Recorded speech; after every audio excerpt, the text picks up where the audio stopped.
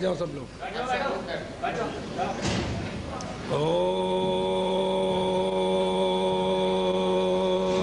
सहना भवतु सहनो भुनक्तु सह वीर्यं कर्वावहै तेजस्विनावधीतमस्तु मा विद्विषावहै। प्रेम से बोलो सच्चिदानंद भगवान की, बोलो कृष्ण बलदेव की, बोलो रामचंद्र महाराज की, बोलो सनातन धर्म की।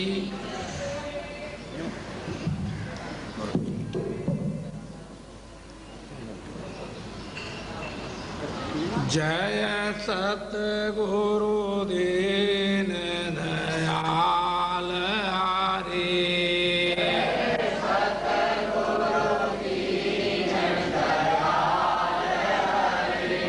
जिन्हने भव सागर पार करे,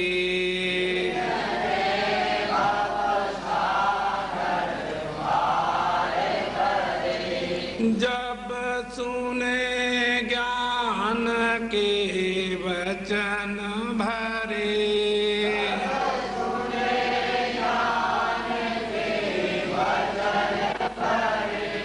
दुख देने वाले कष्ट टले,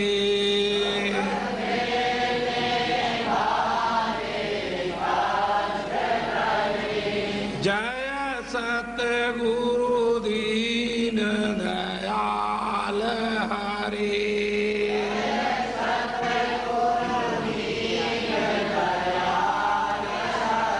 प्रेम से बोलो सच्चिदानंद भगवान की। अर्चनीय वंदनीय प्रातः स्मरणीय जगत नियंता की चरण शरण में विराजमान समुपस्थित बंधुओं, माताओं और बच्चों, सौभाग्य से मनुष्य जन्म मिला।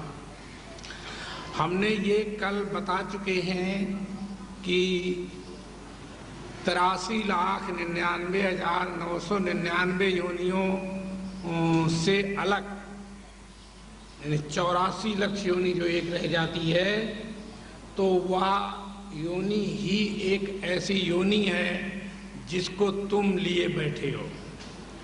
और साथ साथ ये बताना है कि ये योनि जो तुम्हें मिली है, ये देवी देवता अवतारों को भी दुर्लभ है। जो तुम्हें देह मिली है, ये देवी देवता अवतारों को भी दुर्लभ है। क्या दुर्लभ है? कि देवी देवता अवतारों को कोई उपदेश आदेश नहीं किया जा सकता, नहीं कोई उपदेश आदेश उनको करता है। जब भी कोई उपदेश आदेश किया जाता है तो इस मनुष्य योनि को किया जाता है और किसी को नहीं किया जाता। तो और मनुष्य योनि जो है वो तुम्हें प्राप्त है। किसको प्राप्त है? वो तुम्हें प्राप्त है। और जब तुम्हें प्राप्त है तो इसका भरकस पूर्णतया लाभ उठाएं। इसका लाभ क्या है? कुछ लोग इसका लाभ समझते हैं कि धन मिल जाए तो हमारा कल्याण हो गया, लाभ हो गया। पत्नी मिल जाए, पुत्र मिल जाए, विद्या मिल जाए, अधिकार मिल जाए, दुनिया के पदार्थ प्राप्त हो जाएं तो हमारा कल्याण हो जाएगा। लेकिन प्रिय बंधुओं, इन सब वस्तुओं व्यक्तियों से, ऐसे कहिए, अपने से अलग, क्या मैंने कहा? अपने से अलग किसी भी वस्तु व्यक्ति से किसी का कल्याण नहीं होता। अपने से अलग, चाहे कोई राम हो अथवा श्याम हो अथवा अल्लाह हो अथवा गॉड हो अथवा ईश्वर हो अथवा कोई आत्मा परमात्मा हो, अगर कोई तुमसे अलग है तो उसके मिलने से कल्याण नहीं होता। पूछा जाए क्यों नहीं होता? इसलिए कि वह वस्तु पहले तुम्हें प्राप्त नहीं है और जो वस्तु पहले प्राप्त नहीं होती और बाद में मिलती है तो वह कालांतर में छूट जाती है, तो उससे पूर्ण कल्याण नहीं होता। कल्याण तो यूं जैसे कोई भूखा हो, रोटी दे दो तो उसका ऐसा लगता है थोड़ी देर के लिए कि मेरा कल्याण हो गया, लेकिन कल्याण नहीं होता। 6 घंटे 5 घंटे के बाद फिर से भूख लगती है, तो इसलिए वो कल्याण नहीं। कल्याण उसे कहते हैं जहां पर पाना खोना, यानी कुछ पाने की इच्छा और कुछ खोने की इच्छा न रहे, उस जगह का नाम कल्याण है। किस जगह का माने किस चीज का कल्याण? माने मनुष्य जीवन का जो कल्याण है वह किसे कहते हैं? जहां हमें कुछ पाना और खोना शेष न रहे, न तो कुछ छोड़ना शेष रहे और ना ही कुछ पकड़ना शेष रहे, तो उसको कल्याण कहते हैं। लेकिन आज के संत नहीं, लाखों वर्षों से संतों महात्माओं ऋषि मुनीश्वरों से और तमाम बुद्धिजीवियों से, विद्वानों से, ऋषि मुनीश्वरों आदि से हम यही सुनते आए हैं कि काम क्रोध लोभ मोह मारो, त्यागो। क्या मारो? काम क्रोध लोभ मोह इत्यादि जो हैं इनको छोड़ो, और सहिष्णुता और धैर्यता, स्थिरता, शांति और आनंद को प्राप्त करो। ये परंपरागत सबने स्वीकार किया है। मैंने आज हम नहीं, हमारी बात नहीं है, सब स्वीकार करते हैं। लेकिन हम तुम्हें एक बात बता दें कि अगर तुम्हें काम क्रोध लोभ मोह छोड़ने की इच्छा है तो तुम्हें एक बात ये समझाते हैं कि इस त्रैकाल जगत में जैसे तुम काम और क्रोध और लोभ मोह को छोड़ तो नहीं पाते, पर दबा देते हो। क्या कर देते हो? दबा सकते हो, मन उसको, उस पर नियंत्रण थोड़ा कर सकते हो, पूरा कंट्रोल नहीं कर सकते। मन पूरी उस पर अपनी छाप नहीं छोड़ सकते जो तुम्हारे अधिकार में आ जाए। तो क्या और ऐसा कभी हुआ नहीं, किसी योनि में नहीं हुआ, किसी युग में नहीं हुआ, अब नहीं, तब नहीं, सतयुग में नहीं, द्वापर में नहीं, त्रेता में नहीं और कलयुग में भी ऐसा कभी नहीं हुआ कि काम क्रोध लोभ मोह अहंकार आदि को कोई त्याग सका हो।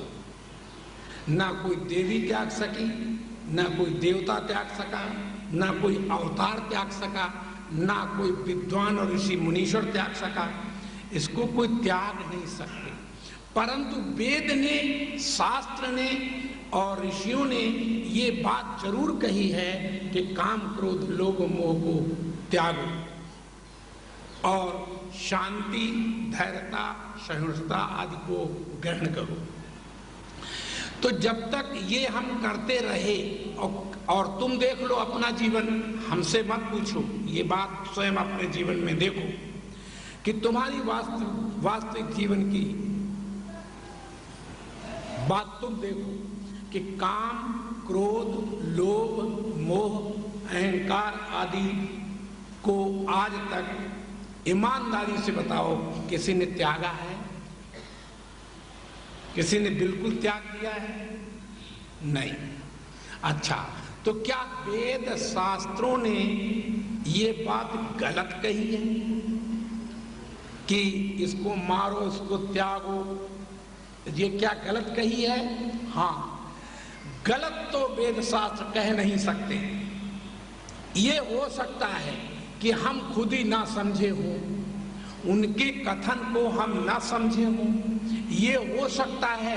परंतु ये कभी नहीं हो सकता कि वेद श्रुतियां जो है वो कभी गलत बोल सकती हैं। न समझने के कारण हमारी ये गति होती है कि हम अज्ञान में इधर उधर हाथ पटकते हैं, इधर उधर हम इधर उधर सिर मारते हैं, पटकते हैं और ढूंढते हैं कि हमें कहीं शांति हमें कहीं आनंद, हमें कहीं सुख, हमें कहीं परमानंद की प्राप्ति हो।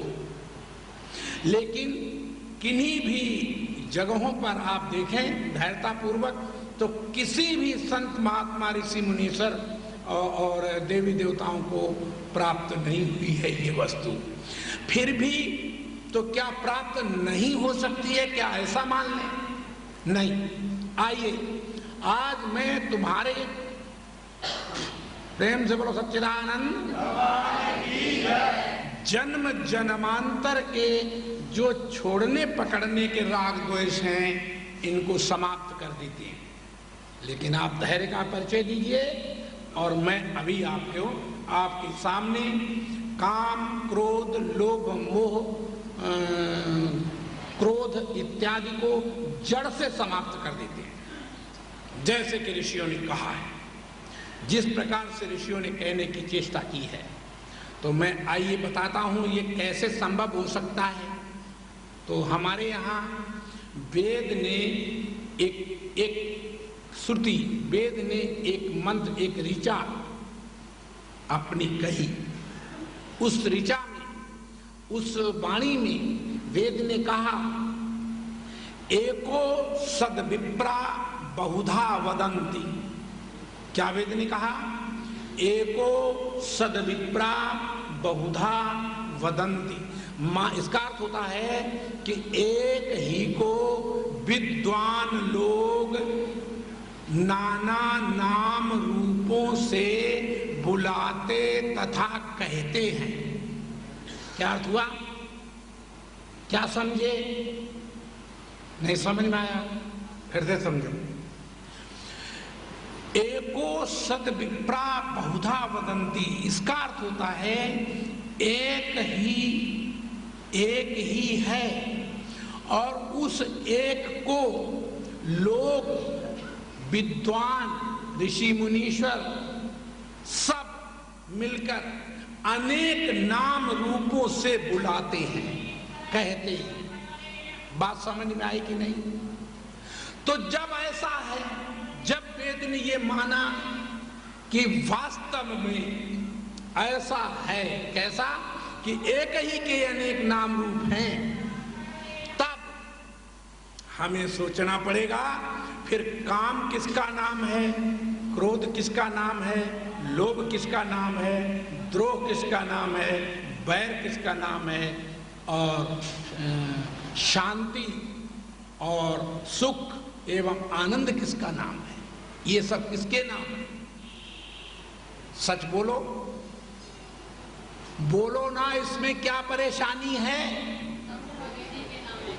माने काम, क्रोध, लोभ, मोह, मद, मत्सर इत्यादि सब कुछ उसी का नाम है। चाची, दादी, बहन, बेटी, गुरु, पीर, देवी, देवता, अवतार सब कुछ उसी का नाम है। तो जब सब कुछ उसी का नाम है तो अब तुम हमें ईमानदारी से बताओ, काम किसे कहते हैं?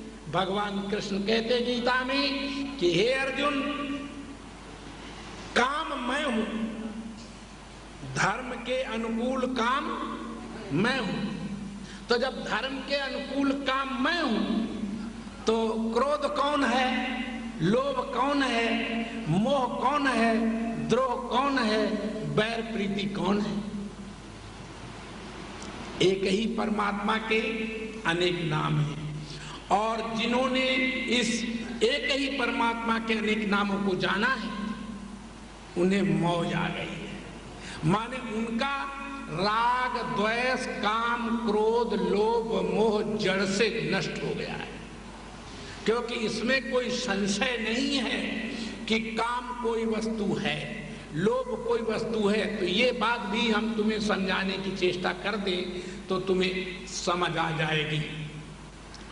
क्या तुम ये बात जानते हो कि नहीं कि इस दुनिया में हर किसी वस्तु की किसी ना किसी व्यक्ति को आवश्यकता पड़ती है। दुनिया में ऐसी कोई वस्तु नहीं है कि जिसमें तीन वस्तुएं न पाई जाती हों। अस्ति माने है, माने सत्य। अस्ति माने क्या हुआ? है। है माने सत्य, और भाति माने चेतन, भाति माने चेतन, और प्रिय माने आनंद स्वरूप, प्रिय माने आनंद स्वरूप। तो अस्ति भांति प्रिय, ये तीन चीजें हर वस्तु व्यक्ति में मिलती हैं, पाई जाती हैं। जो गंधी से गंधी वस्तु हुआ करती है, शायद आप जानते ही होंगे, तो गंधी से गंधी वस्तु भी सूअर को प्यारी होती है, किसी ना किसी को प्यारी। जहां सुई का काम है वहां तलवार काम नहीं कर सकती, वहां सुई ही प्यारी लगती है। तो जहां पर जिसका काम है वहां पर वही चीज प्रिय और प्यारी लगती है। तो जब आप समझ गए होंगे कि दुनिया में जब ऐसा है कि सब चीज प्यारी है, किसी ना किसी को प्यारी है, तो जो हमारे और तुम्हारे और जगत में जो प्रियता, जगत में जो स्थिरता, जगत में जो एकता, या हम किसी से मिलना चाहते हैं, किसी को देखना चाहते हैं, किसी को समझना चाहते हैं, किसी को जानना चाहते हैं, इसका क्या अभिप्राय है? इसका क्या अभिप्राय है? माने हम सबकी बात सुनना चाहते हैं, सबको देखना चाहते हैं, सबको समझना चाहते हैं, और यहाँ तक सबसे हम चाहते हैं कि हमारा ध्यान रखना। क्या रखना? हमारा ध्यान रखना, हमारे मकान का ध्यान रखना, हमारी वस्तु व्यक्ति का ध्यान रखना, ये सब ध्यान भी हम मांग रहे हैं। इसका कारण क्या है, बता सकते हो? अर्थात नहीं कि बता सकते? हाँ बोलो। अच्छा, लेकिन प्रिय आदमी, प्रिय बंधुओं, स्वार्थ क्या है? तुम स्वार्थ किसे कहते हो? स्वार्थ साच जीव काए मन क्रम बचन राम पद नेहा। स्वार्थ के विषय में तो तुलसीदास ने लिखा कि स्वार्थ तो सत्य यह है कि मन क्रम वचन से परमात्मा एक को जाना जाए, बस, और कुछ नहीं, और कोई स्वार्थ नहीं। तो समझना यह है कि हर वस्तु, हर व्यक्ति, हर नाम रूप के अंदर एक ही वस्तु जो यत्र तत्र सर्वत्र है, जिसके सब अनेक नाम रूप हैं, उसी वही वस्तु सब रूपों में विद्यमान है। तो मेरे में भी वही विद्यमान है और तुम्हारे और सब में वही विद्यमान है। तो वो जो वस्तु है वह मेरी वस्तु तुम्हारे में है, वस्तु व्यक्तियों में है। इसलिए हम हर वस्तु से मिलना चाहते हैं कि चूंकि वो हम ही हैं, वो और कोई दूसरा। तो बोलो, जब तुम किससे मिलना चाहते हो तो तुम्हें लगता होगा शायद वो कोई दूसरी वस्तु होगी, कोई ऐसी जगह होगी कि जिसके लिए हम भाग रहे हैं। इसीलिए ऋषि महात्माओं ने एक बात कही है, इसीलिए ऋषियों ने ये बात कही है कि मनक्रम वचन से जो परमात्मा को जान लेता है वह इस जीवन में आकर कृत्य धन्य हो जाता है। क्या हो जाता है? कृत्य धन्य हो जाता है। और जो धन्य हो जाता है तो उसका क्या अर्थ होता है कि अक्षय शांति को प्राप्त होता है। अक्षय शांति प्राप्त करने का अभी अभी हमने तुम्हें एक सिद्धांत बताया कि अक्षय शांति कैसे प्राप्त होती है। तो मैंने तुम्हें बताया कि अक्षय शांति जो है तभी प्राप्त होगी जब सब नाम रूप उस एक परमात्मा के जान सकोगे। अब अगर तुमने गलती की कि अल्लाह को और जाना, गॉड को और जाना, ईश्वर को और जाना, आत्मा परमात्मा को और जाना और जीव को और जाना, तो याद कर लेना। तो क्या करना? याद कर लेना। तुम अशांत रहोगे, व्यसनी रहोगे, कामी रहोगे संसार में। तुम परमात्मा तक नहीं पहुंच पाओगे, शांति प्राप्त नहीं कर सकते। शांति प्राप्त तभी हुआ करती है आइए हम आज शांति प्राप्ति के लिए तुम्हें एक शब्द बता दें। प्रेम से बोलो सच्चिदानंद। शांति परमानंद कोई देवी नहीं दे सकती, कोई देवता नहीं दे सकता, कोई गुरु पीर नहीं दे सकता, कोई तुमसे अलग व्यक्ति नहीं दे सकता। अगर शांति चाहिए हो, आनंद चाहिए हो किसी को, तो उसके लिए क्या करना पड़ता है? उसके लिए एक वस्तु करनी पड़ती है। क्या? और तुम देख लो कि 24 घंटे हर आदमी कर रहा है, मन रास्ता वही चल रहा है, रास्ता उसकी दूसरी नहीं है, लेकिन वो जानता नहीं, अज्ञान में यात्रा कर रहा है। और जब अज्ञान में यात्रा करेगा या अज्ञान में तलवार चलाएगा तो हो सकता है वो अपने को ही काट ले, अपने वालों को ही काट डाले, ये हो सकता है। इसलिए जब भी तलवार चलाई जाए तब एक हाथ में रोशनी होनी चाहिए और दूसरे हाथ में तलवार। बोलो, और कहीं अंधेरे में तलवार चली तो अपने को ही काट सकते हो। इसलिए मैं तुमसे ये बात कह रहा था कि इस संसार में आए हो तो हम तुम्हें परम शांति के निकट पहुंचाने के लिए, यद्यपि तुम्हारा प्रयास रोज प्रतिदिन प्रतिक्षण यही चल रहा है, परंतु तुम अज्ञान में बढ़त रहे हो, इसलिए होश नहीं है, तुम्हारा होश गुम गया है। क्या गया है? होश गुम गया है।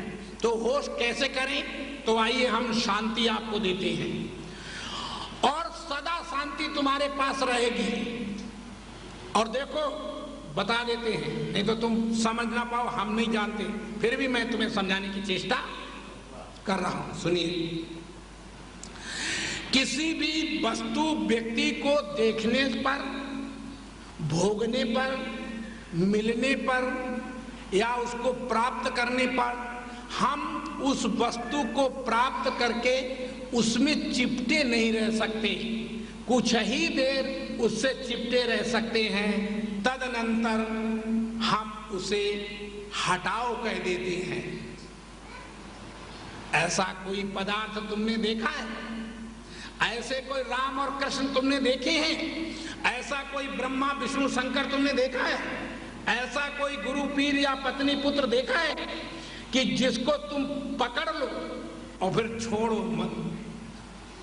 ऐसा कोई पदार्थ तुमने देखा है कि जो पदार्थ संसार में तुम्हें मिले और तुम उसको त्यागो?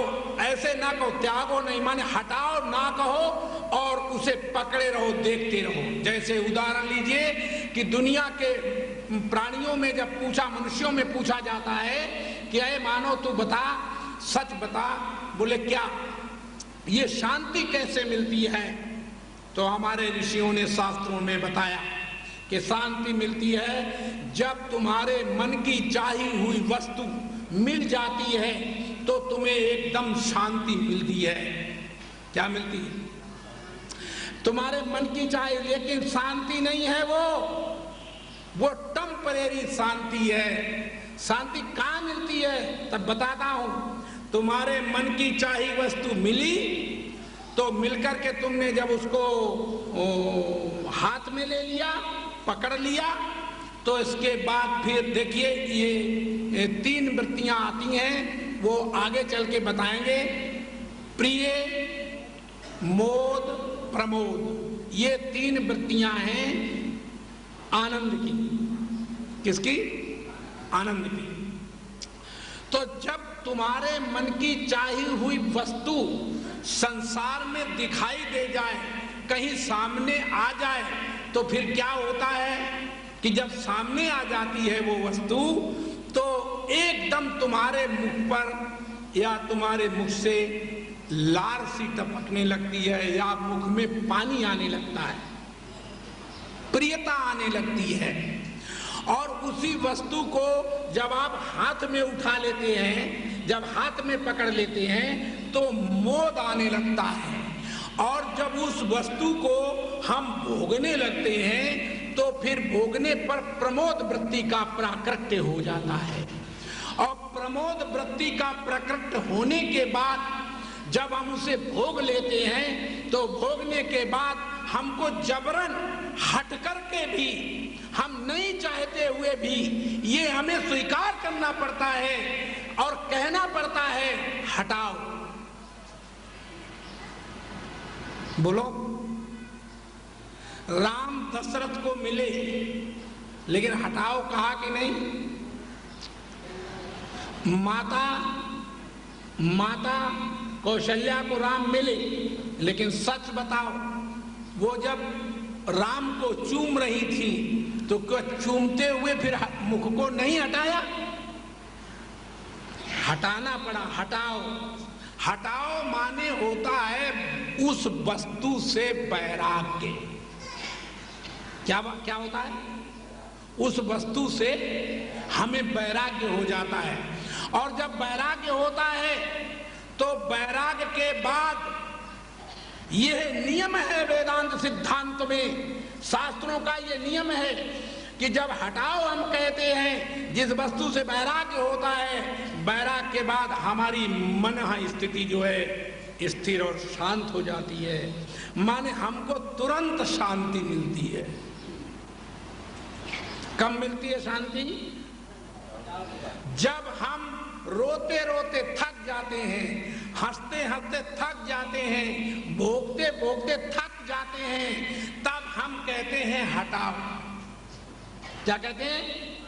जब हम बढ़िया बढ़िया वस्त्र धारण करते हुए थक जाते हैं, माने बढ़िया वस्त्र जब धारण करते हैं तो ऐसा लगता है कि शायद ये हमें बड़ा आनंद देगा, बड़ा सुख देगा, लेकिन सुख लेते लेते जब तुम थक जाते हो तो क्या पाते हो? जानते हो क्या पाते हो? जब आप थक जाते हैं तो उससे तुम्हें ये कहना पड़ता है हटाओ। क्या कहना पड़ता है? हटाओ। तो जब तुम हटाओ कहते हो तो हटाओ कहने के तुरंत बाद ये वास्तविक नियम है कि हटाओ कहने के बाद तुरंत वह वस्तु, कौन वस्तु? जिसकी तुम्हें हर जन्म में तलाश थी, वह वस्तु तुम्हारे सामने आ जाती है।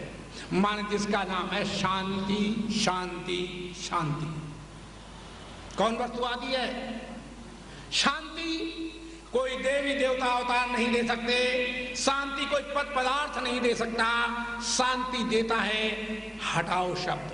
हटाओ माने वैराग्य, हटाओ माने वैराग्य। और जब हटाओ कहते हो तो आता है वैराग्य, और वैराग्य के आने के बाद आती है स्वयं शांति, जो अपने पास है पहले ही, परंतु हम उसे जानते नहीं। तो जब हटाओ कहने शांति प्रकट हुई तो इसके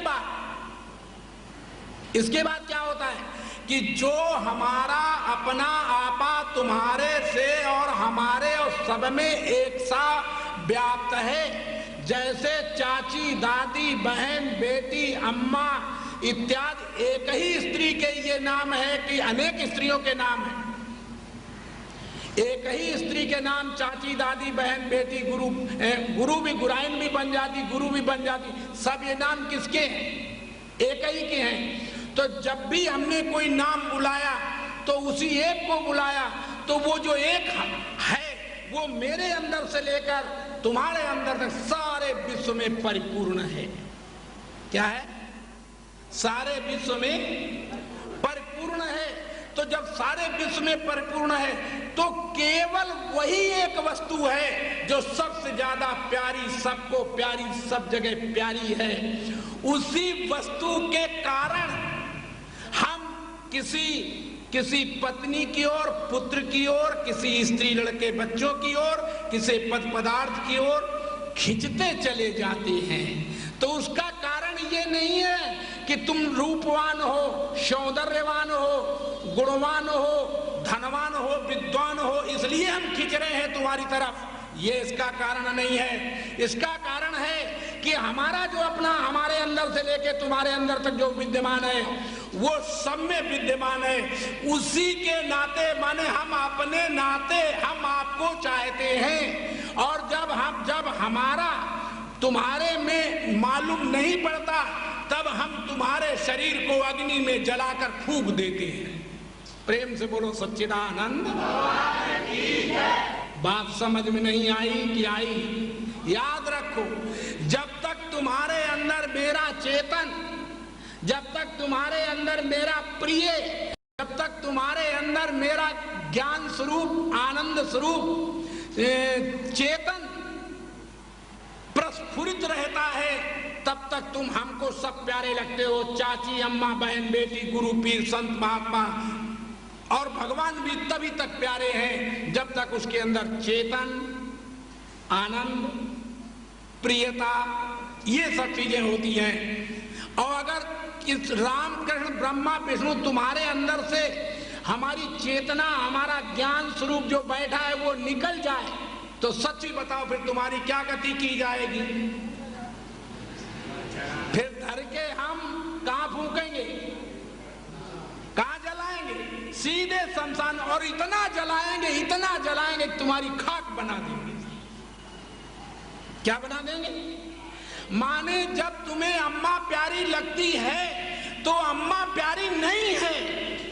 गुरु प्यारा लगता है तो गुरु प्यारा नहीं है। राम कृष्ण ब्रह्मा विष्णु अल्लाह गाट प्यारे लगते हैं तो राम कृष्ण अल्लाह गाट प्यारे नहीं हैं। जब तक हमारा वो चेतन, वो आनंद, वो ज्ञान स्वरूप जो परमात्मा बैठा हुआ है जो सब में, वही एक ऐसी वस्तु है जो सब में विद्यमान है और उसी के नाते हम सबको चाहते हैं। प्रेम से बोलो सच्चिदानंद। हम किसी पत्नी, पुत्र और धन, मकान, दुकान के नाते जगत को नहीं चाहते। हम किसी पत्नी, पुत्र, धन, मकान, दुकान या बल, विद्या, अधिकार के कारण किसी को नहीं चाहते। हम जब भी चाहते हैं तो अपने चेतन स्वरूप, आनंद स्वरूप, ज्ञान स्वरूप के कारण तुम्हें सबको चाहते हैं और सारे वस्तु व्यक्ति को। और जब हम किसी मूर्ति को चाहते हैं तो मूर्ति में मैं अपनी भावना से, मूर्ति में जानते हैं कि इसमें भगवान जब तक है तब तक तो हम उसे मूर्ति को प्रणाम करते हैं, नमन करते हैं, फूल चढ़ाते हैं, जल चढ़ाते हैं। और जिस दिन हमें ये मालूम पड़ता है कि मूर्ति खंडित हो गई है, तो फिर जब खंडित हो गई तो हमें ऐसा लगने लगता है कि अब इसमें से चेतन, इसमें से आनंद स्वरूप निकल गया।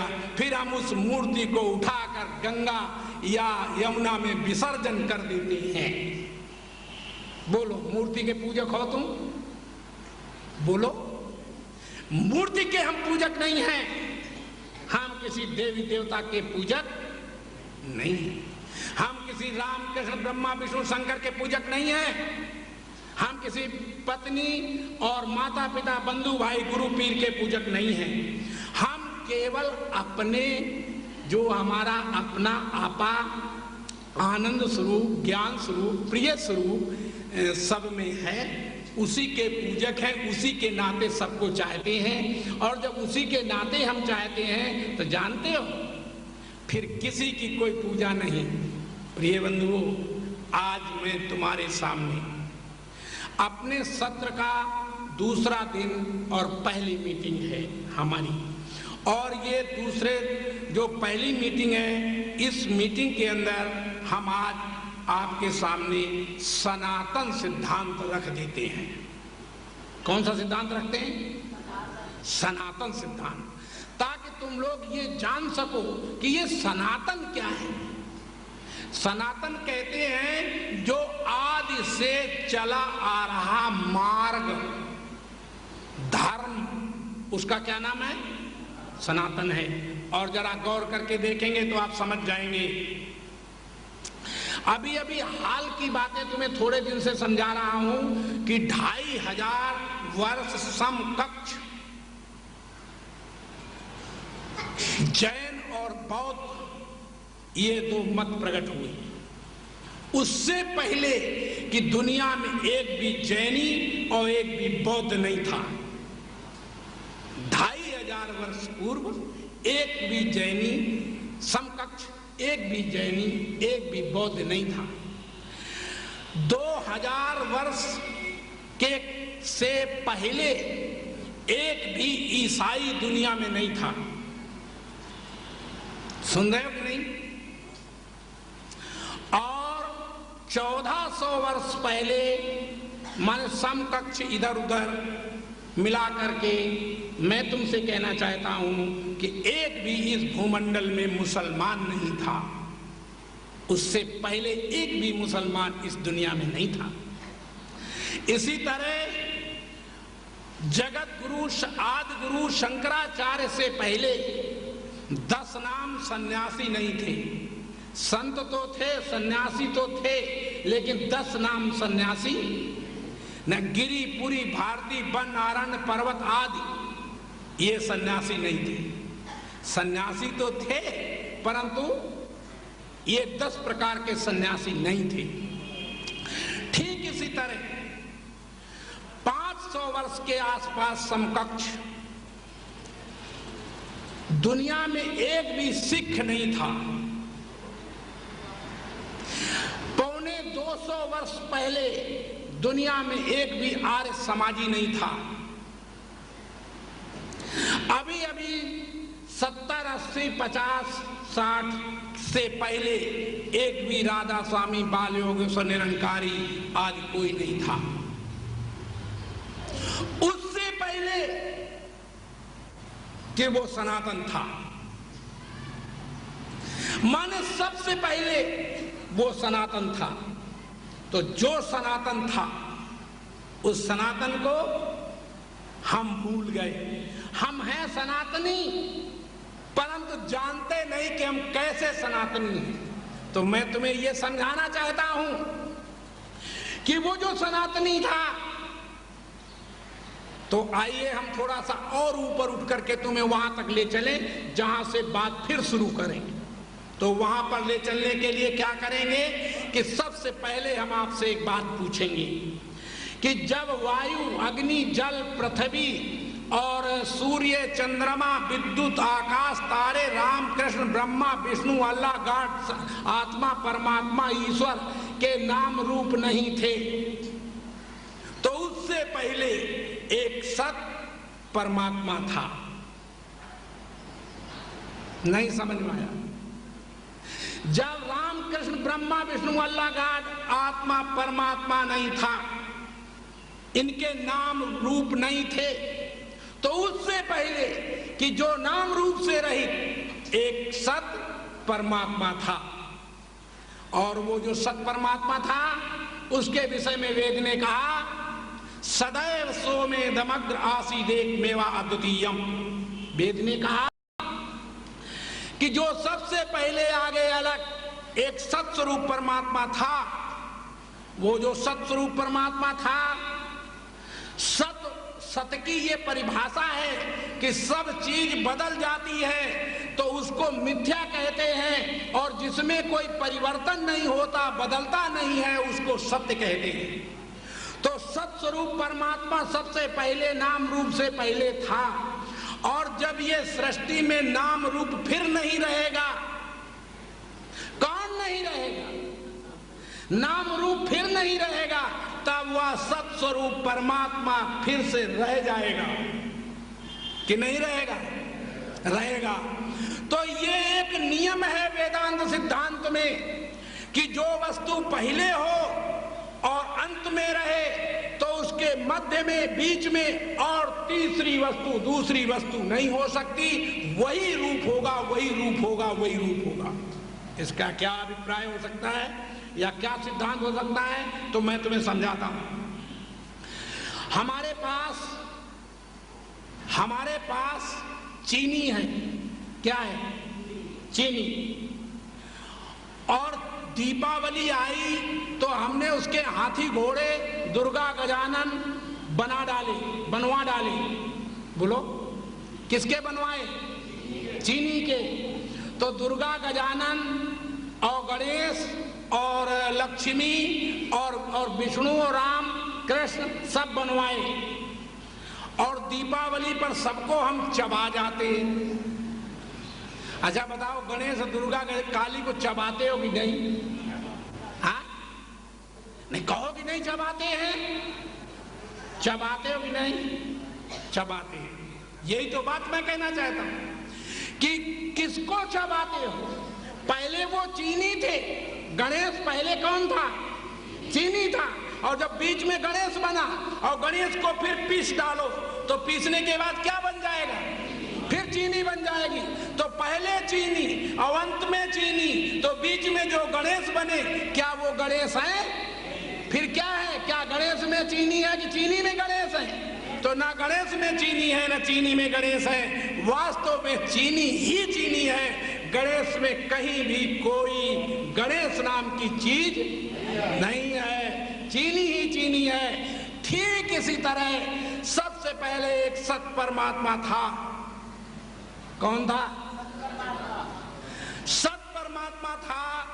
उसी सत परमात्मा जो नाम रूप से रहित था, उसी सत परमात्मा को अल्लाह गॉड, आत्मा परमात्मा, ईश्वर आदि नाम से विद्वान लोग बुलाते कहते हैं।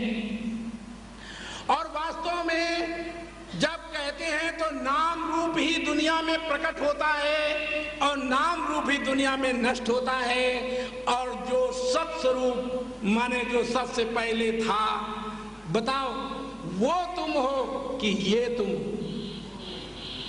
कौन? पहले सुनो, तुम बीच में पैदा हुए कि नहीं, कि पहले थे? याद रखो, बड़े चालाक बोले पहले हम थे महाराज। लेकिन याद रखो, थे तो जो तुम पहले, परंतु उसको तुम जानते नहीं थे। अब तुम्हें समझ आ गई है कि हाँ मैं जान गया हूं कि मैं पहले था। बोलो कैसे पहले था? तो एक पॉइंट तुम याद रखो मेरा, जो वस्तु यानी जिसको कोई जानता है, क्या मैंने कहा? जिसको कोई जानता है, जानी हुई वस्तु से जानने वाली वस्तु, जानने वाला अलग होता है।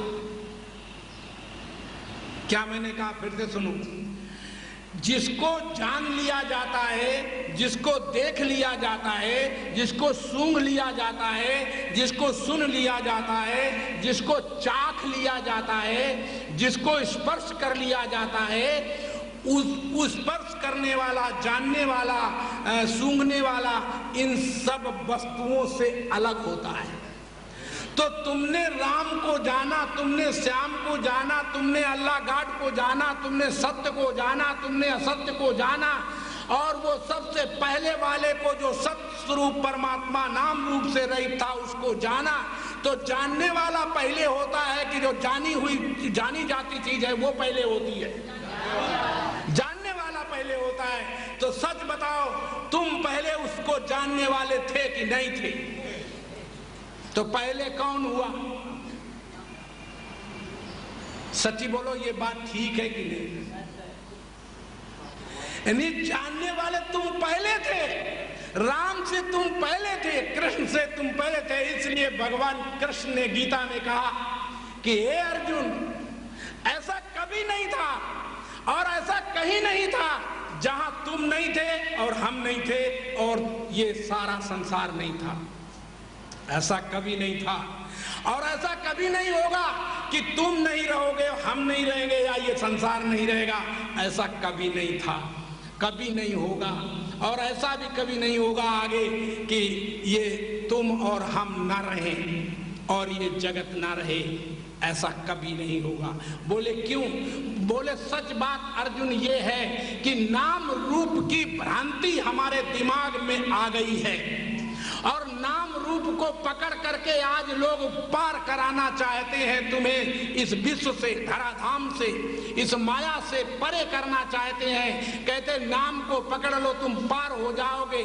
मैं तुमसे पूछता हूं कि नाम जो मिथ्या है तो मिथ्या वस्तु से मिथ्या वस्तु की प्राप्ति होती है, सत वस्तु की प्राप्ति नहीं होती।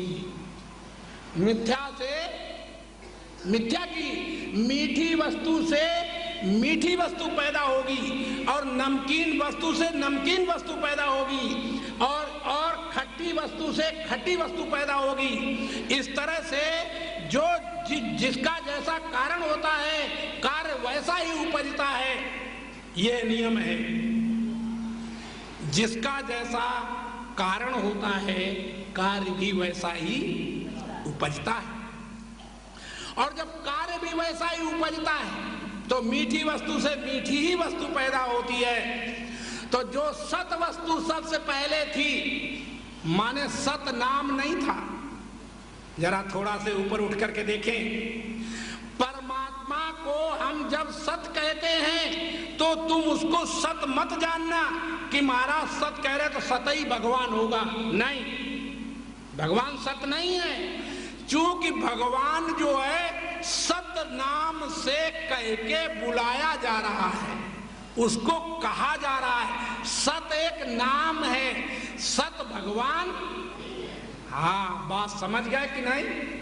माने अच्छा, सत हम कह हैं उस भगवान को, इसलिए कह रहे हैं कि कहीं गलती तुम ना खा जाओ कि अगर वो सत नहीं होगा तो असत होगा।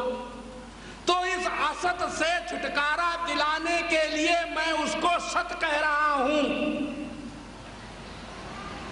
कहीं तुम्हारे दिमाग में ये बैठ जाए कि फिर भगवान जब सत नहीं होगा तो असत जरूर ही होगा।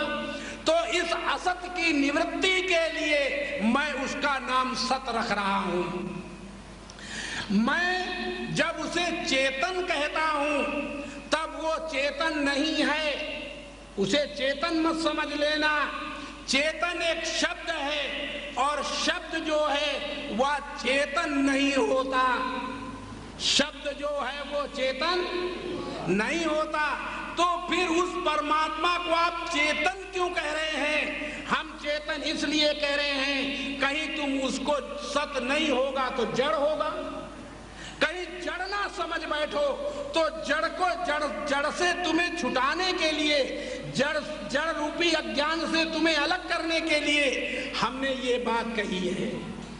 क्या कही है? कि वो चेतन है, जड़ नहीं है। इसकी निवृत्ति करने के लिए कहा है। और जब हमने तुमसे ये कहा कि भगवान आनंद स्वरूप है, सत स्वरूप है, आनंद स्वरूप है, ज्ञान स्वरूप है, तो जब हमने कहा भगवान आनंद स्वरूप है तो वो आनंद स्वरूप नहीं है। आनंद स्वरूप कह किस लिए रहे हैं कि कहीं तुम उसको दुख रूप ना समझ लो, कहीं सुख रूप ना समझ लो।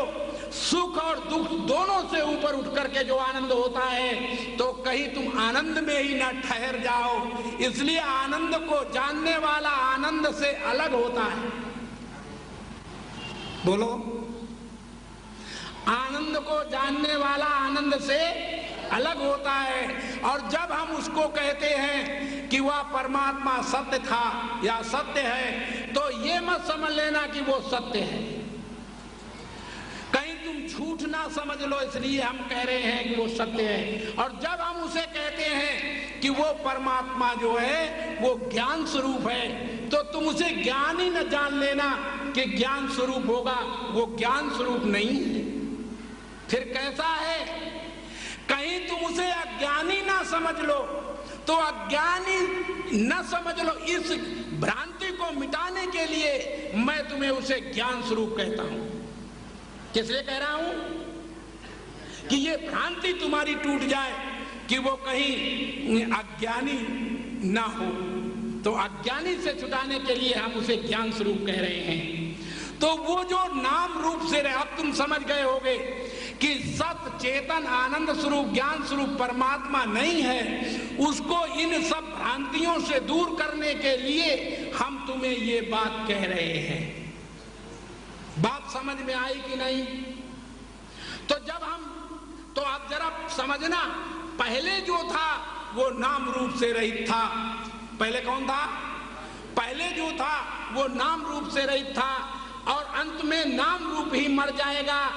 और मध्य में जो अब तुम दिख रहे हो, तो सच बताओ, गहरी निद्रा में जब तुम सोते हो, बोलो, गहरी निद्रा में जब तुम सोते हो तो ईमानदारी से हमको बताओ, तुम्हें कोई ये बोध होता है कि मैं ब्राह्मण हूं, मैं क्षत्रिय हूं, मैं शूद्र हूं, मैं स्त्री हूं, मैं चाची दादी बहन बेटी हूं, मैं गुरु पीर हूं, मैं राम कृष्ण हूं, मैं ब्रह्मा विष्णु हूं? क्या किसी को गहरी निद्रा में ये बोध होता है? होता है? अच्छा, ऐसे समय में क्या हाथी और शेर चीते आदि को ये बोध होता है, रहता है कि मैं शेर हूं, मैं हाथी हूं, मैं घोड़ा हूं? रहता है? नहीं, किसी को नहीं रहता। तो ऐसे अवस्था में जब हम सो जाते हैं तब हम सब एक ही कैटेगरी में आ जाते हैं, एक ही स्थिति में आ जाते हैं। बात समझ में आया कि नहीं? ना वहां कोई राम होता है, ना वहां कोई कृष्ण होता है, ना वहां कोई अल्लाह गाड होता है, ना कोई ईश्वर अवतार होता है, ना वहां कोई स्त्री पुरुष चाची दादी गुरु पीर संत महात्मा होता है। फिर वहां सब रूप एक रूप होते हैं। कौन रूप होते हैं? इसी बात को लक्ष्य करके तुलसीदास ने कहा था कि जड़ चेतन जग जीव जत सकल राम मैं जानी, बन्नौ सबके पद कमल सदा जोरि युग पानी। सिया राम मैं सब जग जानी और करहूं प्रणाम जोरि युग पानी। जोरि युग पानी जहां ऐसे कहा जाता है कि ये जो हाथ हैं इनमें 5-5 उंगलियां हैं और जब हम दोनों को मिला देते हैं तब एक बन जाता है कि नहीं? बोलो। ऐसे ही सारे ब्रह्मांड को जोड़ करके मिला करके देखो कि एक ही परमात्मा है और दूसरा है ही, तब तुम कौन हुए? तब तुम ब्राह्मण क्षत्रिय वैश्य शूद्र स्त्री पुरुष कौन हुए? कहां से आए? तुमने केवल अपने आप को गलती से ये स्वीकार कर लिया है कि मैं ब्राह्मण क्षत्रिय वैश्य शूद्र हूं। और इस ब्राह्मण क्षत्रिय वैश्य शूद्र को मानने मात्र से ऐसा कहा गया है, श्रुति भगवती वेद ने कहा है कि वर्णाश्रमाभिमानेन दासो भवे नरा, वर्णाश्रम विहीनो ही वर्तते श्रुति मूर्धनि। क्या कहा वेद ने? वर्णाश्रमाभिमानेन दासो भवे नरा, वर्णाश्रम विहीनो ही वर्तते श्रुति मूर्धनि। इसका अर्थ होता है कि जो अपने आप को ब्राह्मण क्षत्रिय वैश्य शूद्र मानता है, चाची दादी बहन बेटी गुरु पीर मानता है, संत महात्मा मानता है, विद्वान अविद्वान मानता है, उसके ऊपर राज्य वेद गुरु इत्यादि सबका दंड है। क्या है?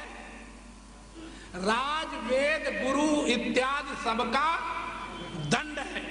माने वो क्या करे? वो दंडी व्यक्ति क्या करे जो चाची दादी बहन बेटी अपने को जानता है? वो बिना पूछे, बिना डाउट, बिना किसी के पूछे सबकी सेवा करे। क्या करे? वो सबकी सेवा करे। और जो अपने को ब्राह्मण क्षत्रिय वैश्य शूद्र चाची दादी गुरु पीर संत महात्मा नहीं जानता और अपने को नाम रूप से रहित जानता है, वह सबकी सेवा लेने का तो अधिकारी है, देने का अधिकारी नहीं है। प्रेम से बोलो सच्चिदानंद। बात समझ में आई कि नहीं? अब बोलो, तुम सेवा लेना चाहोगे कि देना चाहोगे? होश में बात करो। हाँ, सारा त्रैकाल जगत सेवा लेना चाहता है परंतु देना नहीं चाहता। लेकिन क्या करें, हम ऐसे सूत्रों में बांध दिए गए हैं कि उन सूत्रों की वजह से हम सबकी सेवा करने के लिए तत्पर। लोग झाड़ू, गुरुओं के द्वार पर लोग झाड़ू लगाने जाते हैं, गुरुओं के द्वार पर लोग जूठे पत्तल उठाने जाते हैं। इसका क्या अभिप्राय है? भगवान राम ने जो जूठे पत्तल उठाए थे, नहीं, भगवान कृष्ण ने जो जूठे पत्तल उठाए थे यज्ञ में, तो उन जूठे पत्तलों को उठाने का क्या अभिप्राय था कि चूंकि भगवान अगर श्रेष्ठ पुरुष होकर के अगर शुभ कर्म नहीं करेगा तो पथ से भ्रष्ट हो जाएगा, इसलिए आदमी अधर्म करने लगता है तो कम से कम उसे शुभ करने का मौका मिलता है। तो उसने क्या किया? उसने दुनिया में मांगा कि सब काम सबको बट गया यज्ञ में, और मेरे लिए क्या रह गया? तो पता चला कि झूठे पात्र जो हैं वो मैं उठाऊंगा। किसने उठाए थे? क्यों उठाए थे?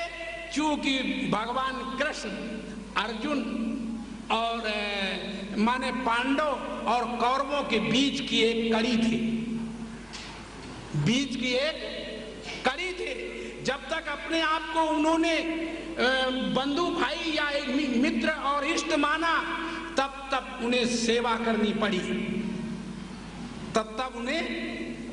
और जब वो अपने स्वरूप में आए तो उन्होंने डंके की चोट पर ये कह दिया सबसे जाकर कि अर्जुन, बोले क्या, सर्वमेव सर्व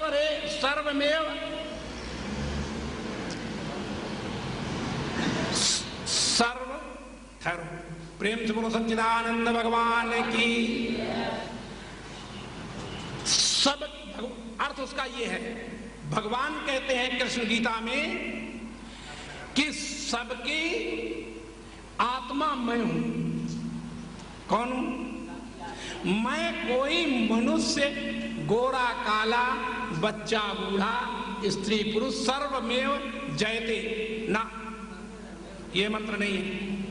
वो दूसरा मंत्र है, ये उस मंत्र में ये कहा है कि मैं ही सबकी आत्मा होकर स्थित हूं। अर्जुन, दुनिया में मुझसे अलग दूसरी वस्तु नहीं है। इस मंत्र को समझाते हुए भगवान ने कहा था, मत परतरम नान्य किंचिदस्ति धनंजय, किंचित मात्र है अर्जुन, मेरे अतिरिक्त और कहीं कुछ भी नहीं है। बात समझ में आ रही है कि नहीं? और कहीं कुछ भी नहीं है। मत्तः परतरम, किंचित मात्र, मेरे अतिरिक्त कहीं कुछ नहीं है। तो जब नहीं है तो फिर तुम कौन हुए? तो जब कृष्ण कृष्ण जपाया जाता है, जब कृष्ण कृष्ण कहलवाया जाता है तुमसे, तो इसका अर्थ क्या होता है? जब राम राम रटाया जाता है तुमसे, तब इसका अर्थ क्या होता है? जब हम तुमसे कहते हैं कि बहन जी राम राम, माता जी राम राम, भाई जी राम राम, तो जब हम राम राम कहते हैं, इसका अर्थ क्या होता है? कि मैं राम हूं और तुम राम हो। तो तुम तुरंत कहते हो, हाँ महाराज राम राम। मैंने कहा बहन जी राम राम, मैं राम हूं और तुम राम हो। और जब तुमने कहा हाँ महाराज राम राम, तो इसका मतलब मैं जान गई कि मैं राम हूं और तुम राम हो। लेकिन जीवन में कभी जाना? जीवन में जाना? जब हम कृष्ण कृष्ण कहते हैं तो उसका अर्थ ये होता है कि मैं कृष्ण हूं और तुम कृष्ण स्वरूप हो। ये नहीं है कि तुम स्त्री स्वरूप हो, वो दादी स्वरूप हो, बहन स्वरूप हो, गुरु स्वरूप हो, संत स्वरूप है। ये जगत का जो खेल है, ये जगत का खेल माया है और जगत का खेल है, ड्रामा है। हम जब अपनी सत्य वस्तु को जान लेंगे तो ये जगत ड्रामा हो जाता है। और जब सत्य वस्तु को जब तक हम नहीं जानते हैं, तब तक ये संसार का खेल जो है वो ड्रामा हमें नहीं मालूम पड़ता। जैसे उदाहरण लीजिए, ड्रामा कब मालूम होगा? जब किसी लड़की से एक लड़का प्यार करता है, छुप छुप के मिलता है और प्यार करता है, और 4-6 साल गुजर जाते हैं तो लड़की और लड़का दोनों आपस में ऐसे मानते हैं, उसका अंतःकरण ऐसा मानता है दोनों का कि मैं पापी हूं, मैं अधर्मी हूं।